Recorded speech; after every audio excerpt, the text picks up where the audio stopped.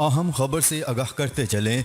शवाल का चांद नजर नहीं आया। सऊदी अरब, मुत्तहिदा अरब अमारात समेत खलीजी ममालिक में ईद उल फितर 2 मई को होगी। सऊदी सुप्रीम कोर्ट ने ऐलान किया कि मुल्क भर में शवाल का चांद नजर नहीं आया। रमजान अल मुबारक 30 रोज़ों पर मुश्तमिल होगा। अरब न्यूज़ की रिपोर्ट के मुताबिक सऊदी अरब में यकम शवाल ईद उल फितर 2 मई बरोज सोमवार को होगी। दूसरी जानिब मुत्तहिदा अरब अमारात, ओमान समेत दीगर खलीजी ममालिक में भी शवाल का चांद नजर नहीं आया। ख्याल रहे कि पाकिस्तान में 29 रमज़ान इतवार को है और इसी रोज़ रोयत हलाल कमेटी का इजलास होगा।